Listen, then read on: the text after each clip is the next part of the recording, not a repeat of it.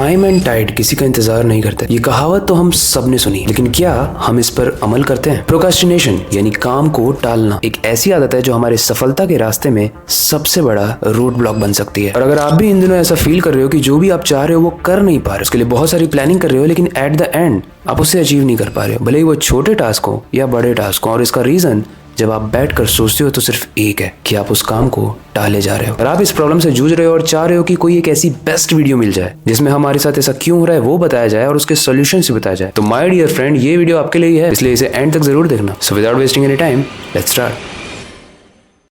देखो, प्रोक्रास्टिनेशन का मतलब है जरूरी काम को टालना, जबकि हम ये जानते भी हैं कि उन्हें वक्त पर करना चाहिए। लेकिन हम क्या करते हैं, हम अपने समय को उन कामों में वेस्ट करते हैं जिसे करना इतना भी ज्यादा इंपॉर्टेंट या महत्वपूर्ण नहीं है। जैसे बहुत रिलेटेबल लगेगा, बट सोशल मीडिया पर स्क्रॉल करना, टीवी देखना या फिर ऐसी कोई भी एक्टिविटीज जो बहुत ज्यादा इंपॉर्टेंट नहीं है। और कई बार तो ये सारी एक्टिविटीज करने के बाद आपको एक सफोकेशन सी फील होती है कि भाई क्या कर रहा था मैं इतनी देर से, मुझे तो ये सारे टास्क करने थे। होता है आपके साथ, राइट? इसलिए जानते हैं कि हम ये सब करते क्यों हैं।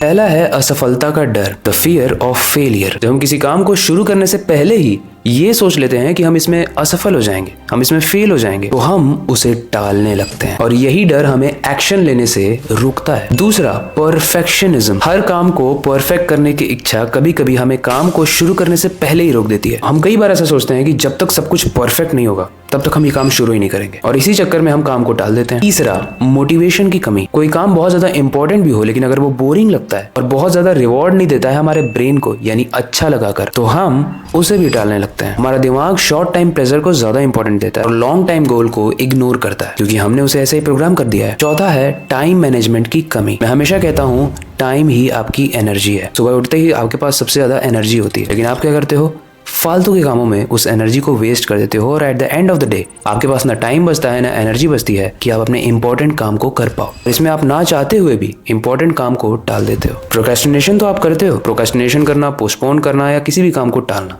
ये करना इतना अच्छा नहीं है, क्योंकि इसके प्रभाव बहुत खतरनाक होते हैं।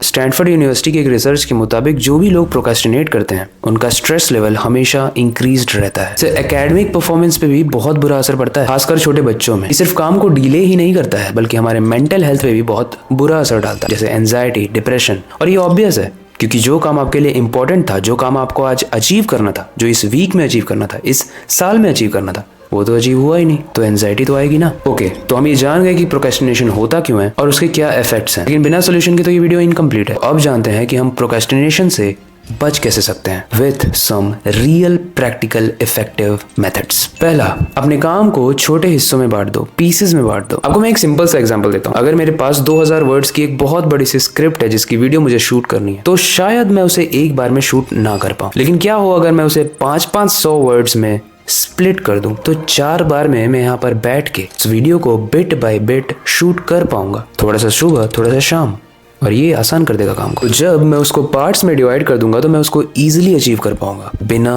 टाले। Use some practical techniques like Pomodoro technique. जैसे किसी भी काम को बस जरूरी है इसलिए स्टार्ट कर दो और 25 मिनट तक करो, उसके बाद 5 मिनट का ब्रेक लो, उसके बाद फिर इसे 25 मिनट तक करो और 5 मिनट का ब्रेक लो। तब तक करो जब तक वो टास्क कंप्लीट नहीं हो जाता है और आप ये फाइंड करोगे कि वो काम बिना प्रोक्रेस्टिनेशन के आप कर पाओगे। थर्ड, अचीवेबल गोल्स को सिलेक्ट करो। अगर आज की डेट में मैं बैठे बैठे सोचूं कि कल मैं माउंट एवरेस्ट पर चढ़ जाऊंगा, तो वो मेरे लिए अचीवेबल नहीं होगा, इसलिए मैं उसे प्रोक्रेस्टिनेट कर दूंगा। वैसे ही कई बार हम कुछ चीजों से इंस्पायर होकर कुछ ऐसे गोल्स सेट कर लेते हैं जिसे हम अचीव नहीं कर पाते हैं, जो हमें डीमोटिवेट कर देता है। अगर मेरा वेट आज 105 kg है, तो मैं सोचूंगा कि एक महीने के अंदर मैं उसे 60 kg ले आऊं, दैट इज नॉट अचीवेबल। लेकिन अगर वहीं मैं सोचूं कि हर हफ्ते में कम से कम 1 kg या आधा kg तो वेट कम करके ही रहूंगा, एंड दैट इज अचीवेबल। और जब वो होगा तो आपको रिजल्ट की मोटिवेशन मिलेगी, जो आपको और ज्यादा पुश करेगा उस गोल्स के प्रति अपने स्टेप्स को आगे बढ़ाने के लिए। चौथा है, अपने ट्रिगर्स को पहचानो। सबसे पहले ये जानना जरूरी है कि आप प्रोक्रेस्टिनेट करते क्यों। क्या आपकी एंजाइटी उसका रीजन है जिसकी वजह से आप काम नहीं कर पा रहे हो,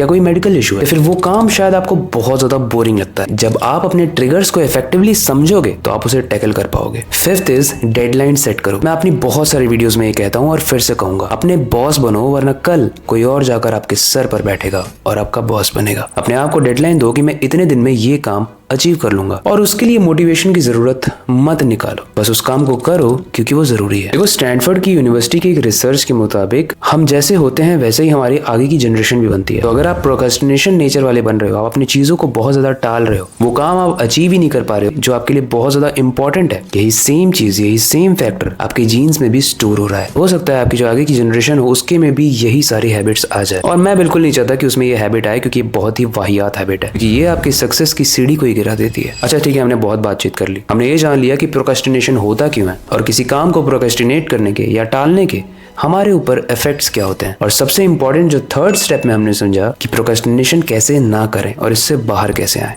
अब आते हैं कंक्लूजन पे। गाइस, अगर जिंदगी में हमें कुछ करना है तो हमें अपने सारे इंपॉर्टेंट टास्क काम पर करना बहुत जरूरी है। और यही वो सक्सेसफुल लोग करते हैं जो उन्हें बाकी के 99% लोगों से आगे निकाल देता है। लेकिन ये सब कुछ पॉसिबल है सही स्ट्रेटजीज की बेसिस पे, अपने माइंड को रीप्रोग्राम करने के बाद। तो मैं बस एक ही चीज मानता हूँ, अगर आपका माइंडसेट है जिसकी वजह से आज आप इस प्रॉब्लम में आए हो, तो इस प्रॉब्लम को हटाने के लिए आपको अपने माइंडसेट को चेंज करने की जरूरत है। और महात्मा गांधी ने भी कहा है कि भविष्य इस बात पर निर्भर करता है कि आप आज क्या कर रहे हो। तो अगर प्रोक्रेस्टिनेट नहीं कर रहे हो तो कमेंट जरूर करके जाना, I will do it. Video information से बहुत ज्यादा भरी हुई है, तो इसे सेव कर लेना और अपने दोस्तों के साथ शेयर जरूर कर लेना, क्योंकि शायद आपको ना पता हो बट आपके दोस्त भी आपसे भी ज्यादा प्रोक्रेस्टिनेट करते हैं। और अगर आप उन्हें शेयर करोगे तो वो आपको थैंक यू बोल बोल कर मर जाएंगे। वीडियो कैसी लगी, इससे रिलेटेड कोई भी फीडबैक हो आप कमेंट सेक्शन में जरूर बता सकते हो। अगर आपके पास कोई नेक्स्ट टॉपिक सजेशन है उसे भी कमेंट सेक्शन में बताना। आई होप आपको ये वीडियो हेल्पफुल लगी हो। अब वक्त है जाने का, इस वीडियो को एंड करने का और नए वीडियो पर काम शुरू करने का। लेकिन जाने से पहले मैं बस एक ही चीज कहना चाहूंगा, अपनी क्यूरियोसिटी को डाई मत होने देना, नई चीजें सीखते रहना। मिलते हैं अगली वीडियो में।